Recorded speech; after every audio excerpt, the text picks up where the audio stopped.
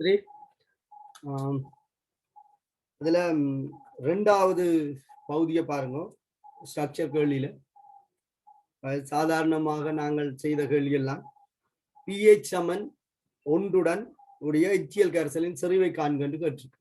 சரி, எக்ஸாம் பேப்பர்கள்ல ஸ்ட்ரக்சர்கள்ல சாதாரணமா போட்ட கேள்விகள். ரெண்டாவது கேள்வியில ஏ பகுதி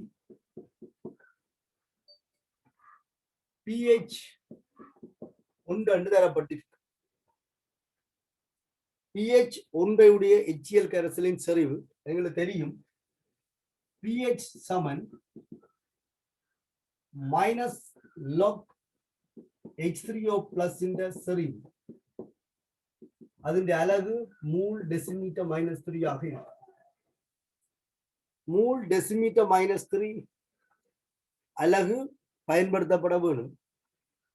pH 1 தரப்பட்டிருக்கு. சய log H3O plus இந்த செறிவு.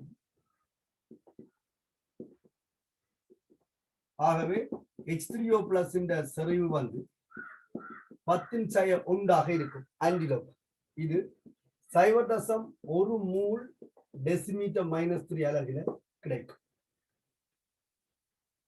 ஒரு கரைசலினுடைய pH தரப்படும் போது அந்த கரைசல்ல H3O plus இந்த செறிவை நாங்கள் pH இருந்து காணலாம். அமிலத்தின் செறிவு என்று சொல்லும் போது கொஞ்சம் கவனமாக இருக்க வேண்டும். அது ஒரு மூல அமிலமாக இருந்தால் H3O plus இந்த செறிவு அமிலத்தின் செறிவுக்கு சமனாக இருக்கும். இருமூல அமிலங்களாக இருந்தால் H3O plus இந்த செறிவின் அரைவாசியாக காணப்பட வாய்ப்பு இருக்கு. அது வெண்ணமிலங்கள் என்றால் கட்டாயம் அரைவாசியாக காணப்படும். இரண்டாவது கேள்வி pH 12 உடைய 250 சென்டிமீட்டர் கனம் NaOH கரைசலும் மேற்படி எச்சியல் கரைசலின் 50 சென்டிமீட்டர் கனவளவும் ஒன்றாக கலந்த கலவையின் pH பிரமாணம் என்று கேட்டு. சரியா பாருங்க, pH 12 உடைய NaOH கரைசல். அப்ப pH 12 உடைய NaOH கரைசல் என்று குறிப்பிடப்பட்டிருக்கிறதால NaOH ஒரு வெண்காரம். NaOH ஒரு வெண்காரம். ஆகவே அதற்கு POH தான் இருக்கு. ஆகவே NaOH இந்த செறிவு காணும் போது NaOH இந்த செறிவு காணும் போது pH 12 ஆகவே POH 10. இப்ப கணிச்சது போல நாங்கள் OH மைனஸ் இந்த செறிவையும் கணிச்சால் 0.01 மூல் டெசிமீட்டர் -3 என pH வந்து NaOH இந்த செறிவு அமையும். NaOH இந்த செறிவு 0.01 மூல் டெசிமீட்டர் -3. காரணம் pH 12 என்று குறிப்பிடப்பட்டிருக்கு. ஆகவே இது ஒரு கார கரைசல். அப்ப POH வந்து 2 ஆக இருக்கும். POH 2 என்றால் OH மைனஸ் இந்த செறிவு 0.01. இது ஒரு அமில மூலம் என்பதால OH மைனஸ் இந்த செறிவு NaOH இந்த செறிவுக்கு சமனாக இருக்கும். அப்ப pH 12 உடைய 250 சென்டிமீட்டர் கனம் NaOH கரைசல் என்று சொல்லப்பட்டிருக்கு. ஆகவே NaOH கரைசலுக்கும் HCl-க்கும் இடையில் அமில மூல நடுநிலையாக்கல் தாக்கம் நிகழும். NaOH கரைசலுக்கும் HCl-க்கும் இடையில அமில மூல நடுநிலையாக்கல் தாக்கம் நிகழும். எடுக்கப்பட்ட NaOH செறிவு 0.01 கனவளவு 250 தர 10⁻3 டெசிமீட்டர் கனம். ஆகவே செறிவு தர கனவளவு மூலாக இருக்கும். HCl என்ற செறிவு ஏற்கனவே குறிப்பிட்டிருக்கிறோம் 0.1 மூல் டெசிமீட்டர் -3. அதுல இருந்து 50 சென்டிமீட்டர் கனம் கரைசல் சேர்க்கப்பட்டிருக்கு. அப்ப NaOH செறிவு 0.01 கனவளவு 250 தர 10⁻3 .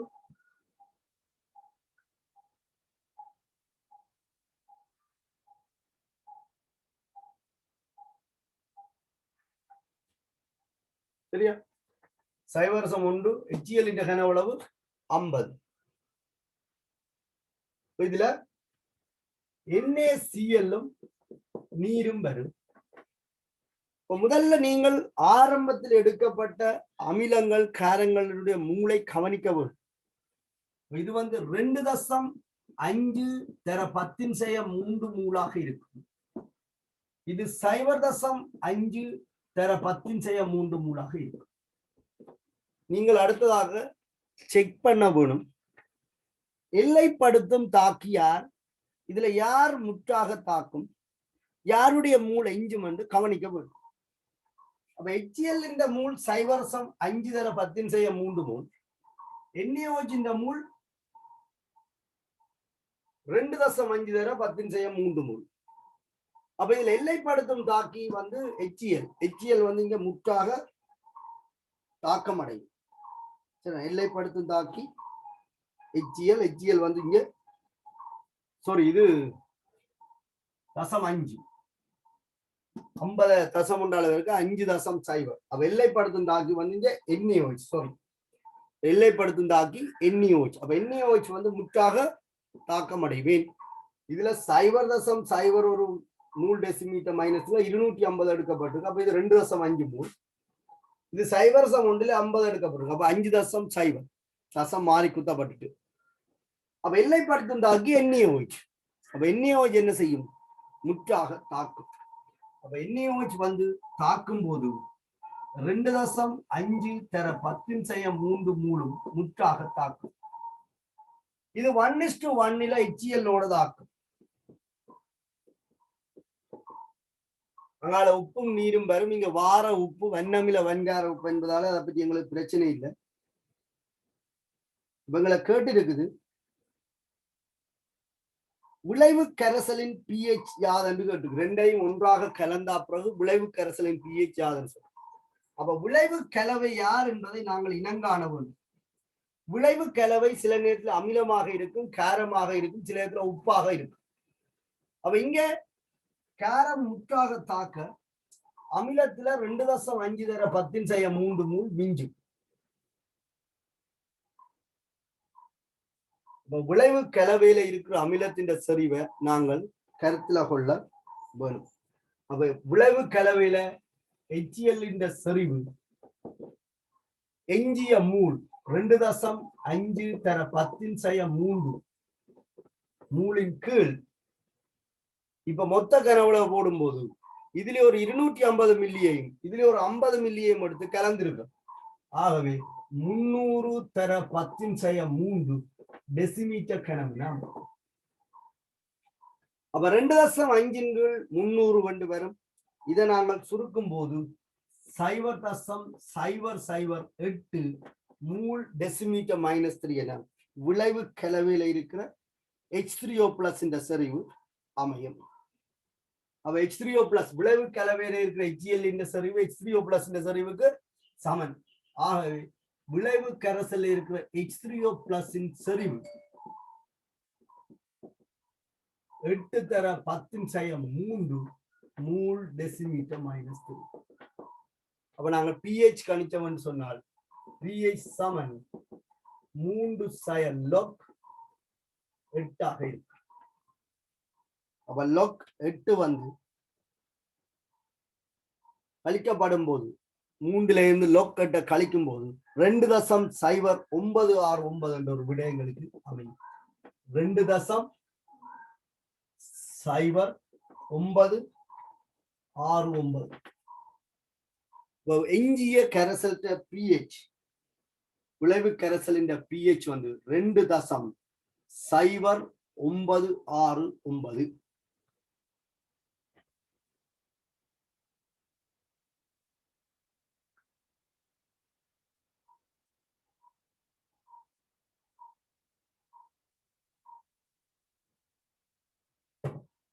சரியா? சில நேரத்துல உப்பு மட்டுமே மிஞ்சும். அந்த சந்தர்ப்பத்துல உப்புக்கு நீர்ப்பகுப்பு இருக்காண்டு பார்த்து உப்பின் நீர்ப்பகுப்பை கருத்துல கொண்டு நாங்கள் pH காண வேண்டி வரும். உப்பின் நீர்ப்பகுப்பை கருத்துல கொண்டு pH காண வேண்டி வரும்.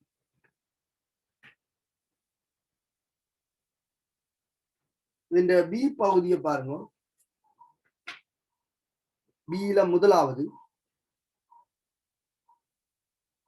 0.1 மூல் டெசிமீட்டர் -3 செறிவுடைய 0.1 மூல் டெசிமீட்டர் -3 செறிவுடைய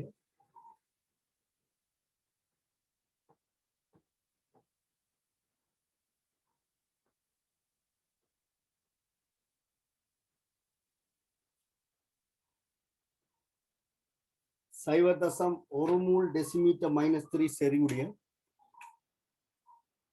அசெட்டிக் அமிலத்தின் pH பெருமானத்தை கணிக்க சொல்லியிருக்கு. இப்ப சாதாரணமாக ஒரு மென்னமிலத்தோட சார்ந்தது. எங்களுக்கு தெரியும் அசெட்டிக் அமிலம் ஒரு மென்னமிலம். இது வந்து நீர்க்கரசல்ல அயனாக்கம் அடைஞ்சு CH3 COO - H3O+ போட்டு அசெட்டிக் அமிலம் pH பெருமானத்தை கணிக்க சொல்லியிருக்கு. இந்த ஆரம்ப செறிவு C, செறிவு மாற்றம் C∝, குறைகிறதால மைனஸ், இங்க அதிகரிக்கிறதால பிளஸ் Cl. அலகு வந்து மூல் டெசிமீட்டர் -3 ஆக இருக்கு. சமநிலை செறிவு C1 - alpha, இங்கேயும் C∝, இங்கேயும் Cl. சமநிலை விதியை பிரயோகித்தால் Ka சமன்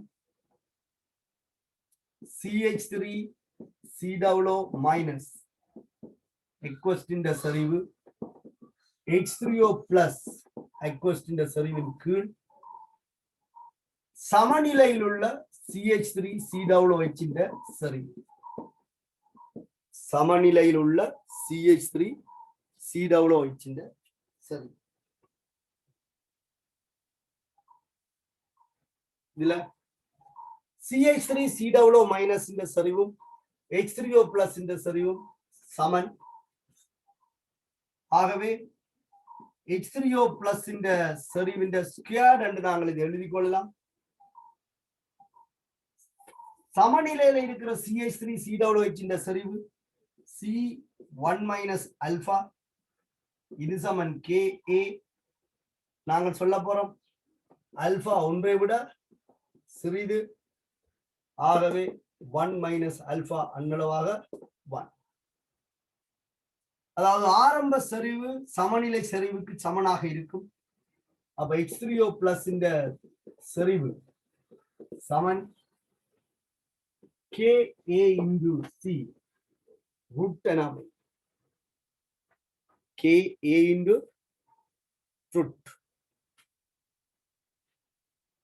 எங்களுக்கு சமநிலை மாறிலி K என்ற பெருமானம் 1/10⁵ என்று தரப்பட்டிருக்கு. இவருடைய தொடக்க செறிவு 0.1. ஆகவே H3O+ இந்த செறிவு 1/10⁵3 மூல் டெசிமீட்டர் -3 ஆக அமையும். இப்ப கரைசலின் pH வந்து -log H3O+ இந்த செறிவுல சப்ஸ்டிட்யூட் பண்ணுங்க. pH 3.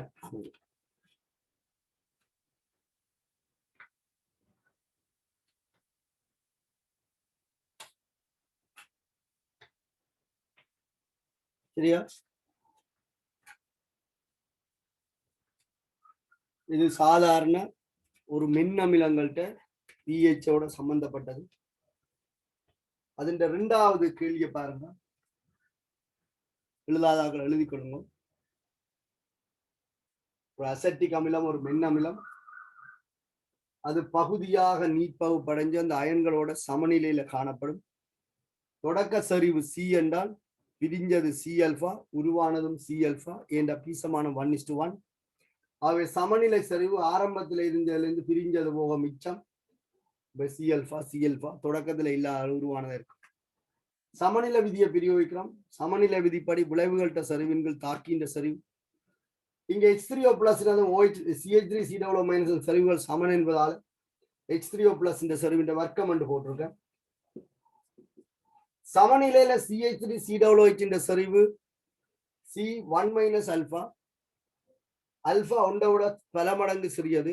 ஆகவே 1 மைனஸ் ஆல்பா அன்னளவாக 1. இதுல வந்து H3O plus எழுவ மாற்றம் செய்தால் ரூட் KA into C என்று வரும். KA தந்திருக்கு, C தந்திருக்கு. ஆகவே H3O plus இந்த சரிவு 1 தர 10⁻³ மூல் டெசிமீட்டர் மைனஸ் 3 pH வந்து 3 ஆக இருக்கும்.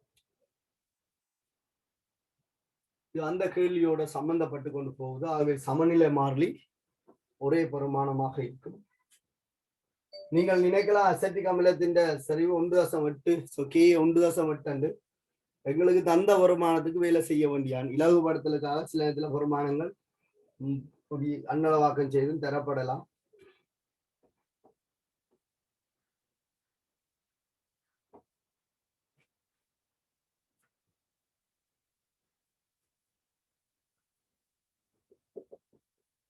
இரண்டாவது கேள்வி 50 சென்டிமீட்டர் கனம் pH 12 உடைய NaOH கரைசல். ஏற்கனவே pH 12 உடைய NaOH கரைசல் என்ற சரிவு நாங்கள் பார்த்திருக்கிறோம். pH 12 என்றால் 25 பாய்ஸ்ல POH வந்து 10 ஆக இருக்கும். அப்போ OH மைனஸ் இந்த செறிவு 0.01. pH 12 அப்ப இவருடைய செறிவுகளை காணலாம். அதே போல 0.1 செறிவுடைய 0.1 செறிவுடைய அசெட்டிக் அமிலத்துல 55 சென்டிமீட்டர் கனம். அசெட்டிக் அமிலத்தில் 55 சென்டிமீட்டர் கனமும் கலக்கப்பட்டிருப்பின் விளைவு கரைசலில் pH பெருமானத்தை கணிக்க என்று கேட்டிருக்கு. விளைவு கரைசலில் pH பெருமானத்தை கணிக்க. முதல்ல நீங்கள் ஒரு மென்னமிலத்துக்குள்ள காரம் சேர்க்கும் போது நடுநிலையாக்கல் தாக்கம் கருதப்பட வேணும். ஆகவே முதல்ல நடுநிலையாக்கல் தாக்கத்தை எழுதிக் கொள்வோம். இங்க அசெட்டிக் அமிலமும் NaOHும் தாக்கம் அடையுது. அதாவது ஒரு மென்னமிலமும் வெண்காரமும் தாக்குது. இது நடுநிலையாக்கல் தாக்கம், ஆகவே முற்றாக நிகழும். CH3COO மைனஸ் Na பிளஸும் H2Oவும் விளைவாகும். ஆரம்பத்தில் எடுக்கப்பட்ட NaOH செறிவு 0.01 சொன்னான். pH 12 என்று குறிப்பிட்டதால செறிவை 0.01 எடுக்கலாம். முதல் கேள்வியில செய்திருக்கோம். கனவளவு 50 சென்டிமீட்டர் கனம். அப்ப 50 டெசிமீட்டர் கனம்.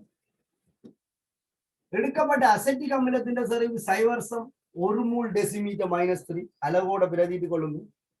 கனவளவு 55 தர 10⁻³ அப்ப இது 5.5 தர 10⁻³ மூல். NaOH மூல் 0.5 தர 10⁻³ மூல். NaOH மூல் 0.5 தர 10⁻³ மூல். அசெட்டிக் அமிலத்தின் மூல் 5.5 தர 10⁻³ மூல். அப்ப எல்லைப்படுத்தும் தாக்கியார், எல்லைப்படுத்தும் தாக்கிய நீங்க பாத்தீங்கன்னு சொன்னா NaOH வந்து குறைந்த அளவில் இருக்கு, முற்றாக தாக்கமடையக்கூடியது. அப்ப எல்லைப்படுத்தும் தாக்கி 0.50 தர 10⁻³ மூல். 0.50 தர 10⁻³ மூல். அப்ப தாக்குவது NaOH முற்றாக தாக்கும். NaOHக்கும் உப்புக்கும் வீசமானம் 0.5 தர 10⁻³ மூல். 1:1 என்பதால அதே அளவு உருவாகும். இங்கேயும் 0.5 தர 10⁻³ மூல் முற்றாக தாக்கும். அப்ப விளைவு கலவை நீங்கள் இதுலதான் கவனிக்க வேண்டிய விஷயம் இருக்கு. விளைவு கலவை ஆரம்பத்துல 5 தர 10⁻³ மூல் அசெட்டிக் அமிலத்தை கொண்டிருந்தது. அதுல 0.5 தர 10⁻³ மூல் தாக்கி இருக்கு. ஆகவே விளைவு கலவை 5 தர 10⁻³ மூல் அசெட்டிக் அமிலத்தை கொண்டிருக்கும். விளைவு கலவையில NaOH இருக்காது. ஏன்? அதை எல்லைப்படுத்தும் தாக்கி முற்றாக முடிஞ்சது. உப்பு 0.5 தர 10⁻³ மூலாக இருக்கும். விளைவு கலவையில ஒரு மென்னமிலமும் மென்னமிலத்தின் வெண்கார உப்பும் காணப்படுகிறது. விளைவு கலவையில ஒரு மென்னமிலமும் மென்னமிலத்தின் வெண்கார உப்பும் காணப்படுது. ஆகவே இந்த விளைவு கலவை தாங்கள் தொழிற்பாட்டை காண்பிக்கும். சரியா? விளைவு கலவை தாங்கள் தொழிற்பாட்டை காண்பிக்கும். விளைவு கலவையில இருக்கிற உப்பினதும் அசிட்டினதும் செறிவை நாங்கள் காண வேணும். அப்ப CH3 COOH செறிவு 5 தர 10⁻³ மூலின் கீழ் கனவளவு இதுல 55, இதுல 50, 105 தர 10⁻³ டெசிமீட்டர் கனம் என்று வச்சுக்கொள்ளும். கோவையில பிரதியிடும் போது கனவளவு வெட்டுப்படும். ஆகவே இதை பின்னமாக வச்சிருப்போம். விரும்பினால் சுருக்கி ஒரு பெருமானத்தை கொடுத்துக் கொள்ளும். அதே போல உப்பின் செறிவையும் நாங்கள் காணலாம்.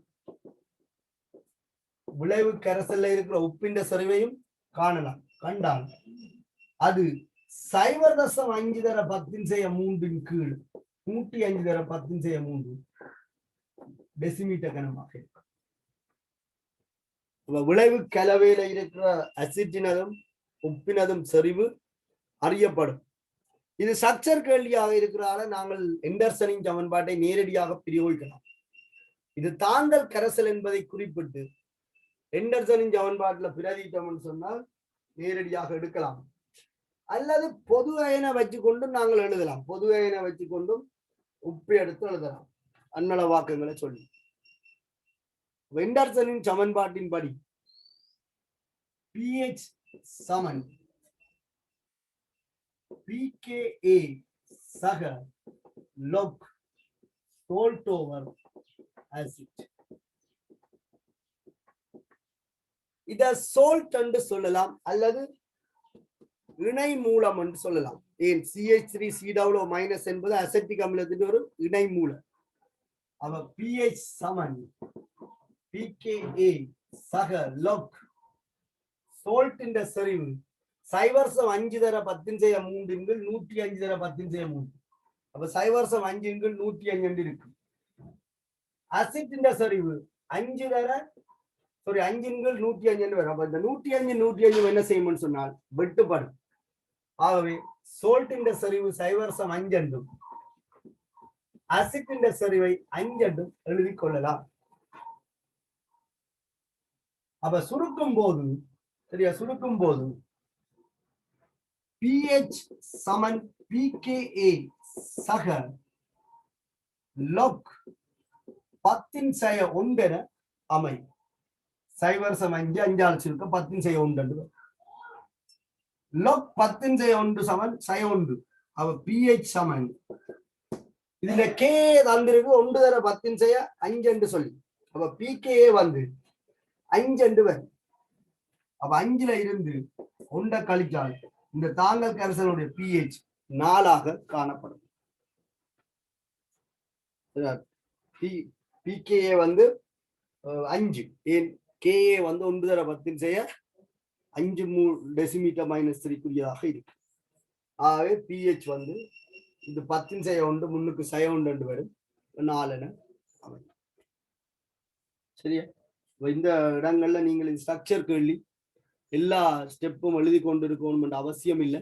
ஆனா உங்களை தெளிவுபடுத்துறதுக்காண்டி இந்த தாக்கங்களை நீங்கள் கருத்துல கொண்டால் நல்ல. சரிதான்? நீங்கள் நேரடியாக மூளை எடுத்து கருதியே என்ன செய்யலாம் என்றால் காணலாம். தாக்கம் எழுதினீங்கன்னா உங்களை குழப்பாது. அப்ப விளைவு கலவையில ஒரு மென்னமிலமும் மென்னமிலத்தின் வெண்கார உப்பும் இருக்கு. ஆகவே விளைவு கலவை வந்து தாங்கள் தொழிற்பாட்டை காண்பிக்கும். விளைவு கலவை தாங்கள் தொழிற்பாடுடையதாக இருக்கிறதால எண்டர்சனின் சமன்பாட்டை நாங்கள் பிரிவுற்றோம். எண்டர்சனின் சமன்பாட்டில் pH வந்து pKa plus log salt over acid ஆக இருக்கும்.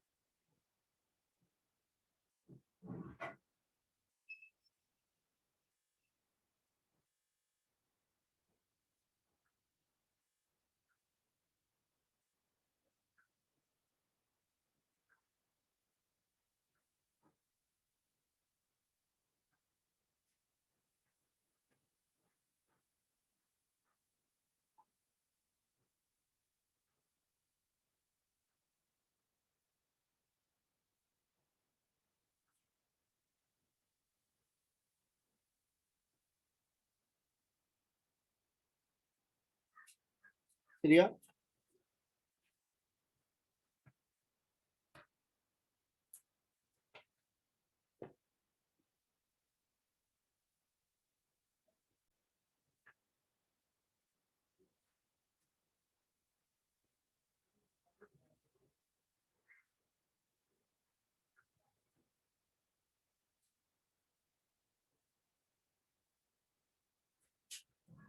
சரி, இது வந்து ஒரு தாங்கல் கரைசல். அப்ப தாங்கல் கரைசலுக்குரிய pH காண்ற மெத்தட்ல நீங்கள் இதை காணணும்.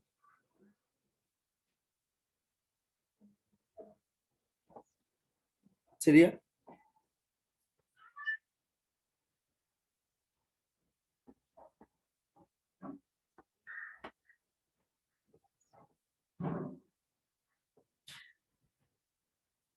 அடுத்த கேள்வியும் பாருங்க. மூன்றாவது கேள்வி.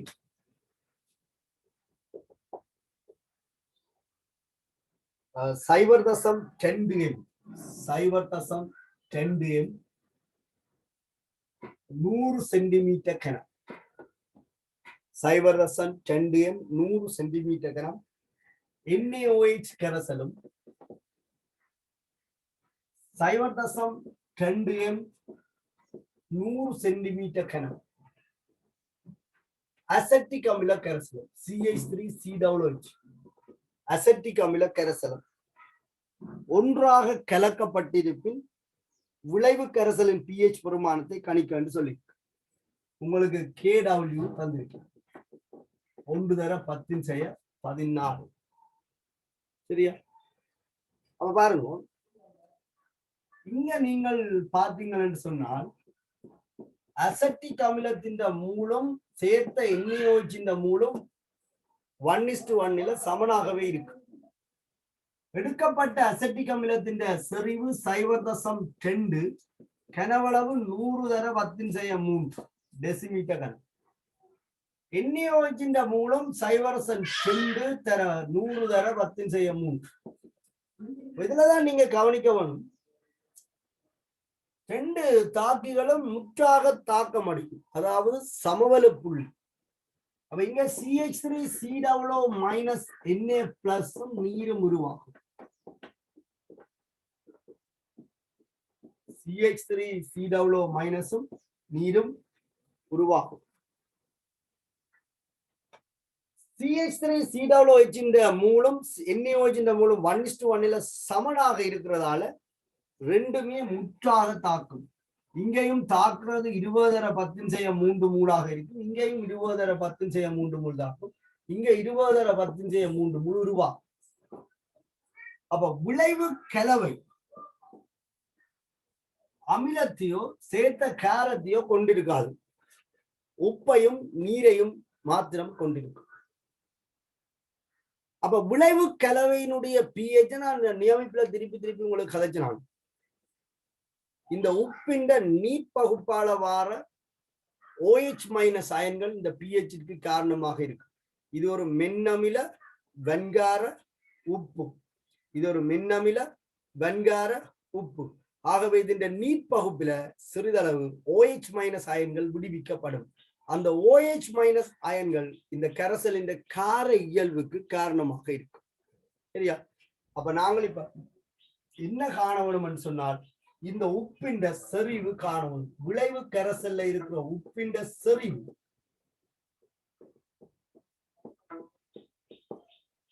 விளைவு கரைசல்ல இருக்கிற உப்பின் செறிவு 20 தர 10^3 மூல் கீழ் 20 தர 10^3 மூலின் கீழ்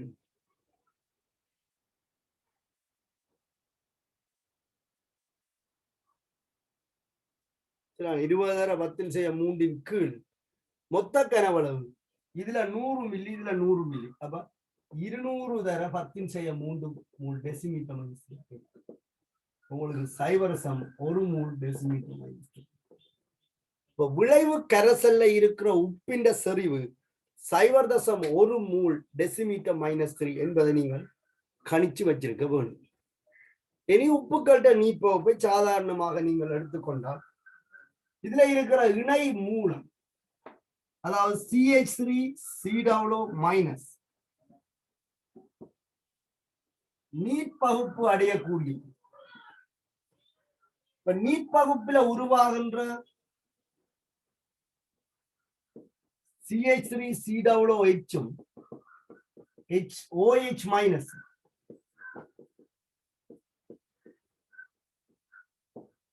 இந்த நீட்பகுப்புல CH3COOH OH மைனஸ் உருவாக்கப்படும். OH மைனஸ் அயன்களை விடுவிப்பதால இது மூலம். ஆகவே இதுக்கு KB தான் இருக்கு.